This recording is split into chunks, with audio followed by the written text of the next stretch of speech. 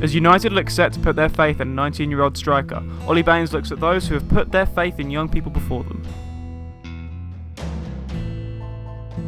More and more players are being thrown in at the deep end from a younger age, as Manchester United today have demonstrated, if you're good enough, you're old enough.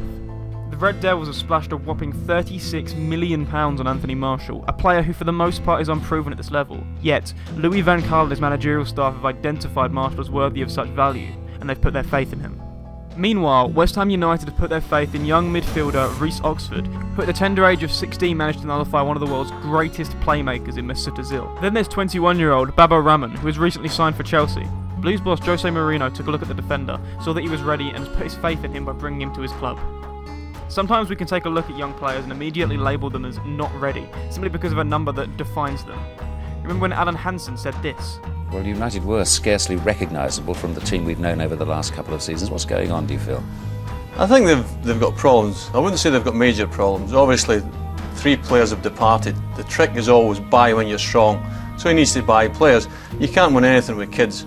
You look at that line at Manchester United today, and Aston Villa at 2:15 when they get the team sheet, it's just going to give them a lift. And we all know what that youthful Manchester United side went on to achieve, don't we?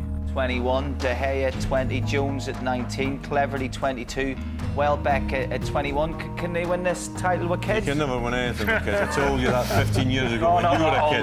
When you were a kid 15 years ago.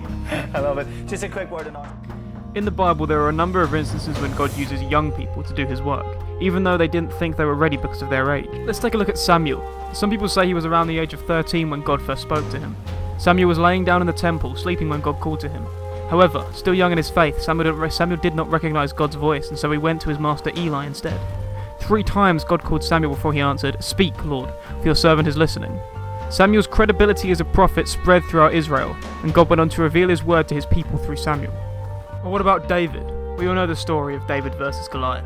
But reflect on the fact that David was simply a shepherd boy, and suddenly he finds himself at the forefront of battle, taking on this colossal, vicious, giant soldier called Goliath. God didn't have to use him. He could have easily chosen a soldier with age and experience, but he didn't. He chose to use the young, inexperienced figure of David. 1 Timothy 4:12 puts it like this: "Let no one despise you for your youth, but set the believers an example in speech, in conduct, in love, in faith, and in purity." The fact is, we are never fully ready. Whether we are 18 or 80, we still feel incapable at times of completing the task ahead. But God chooses us despite our age, despite our inexperience and frailties.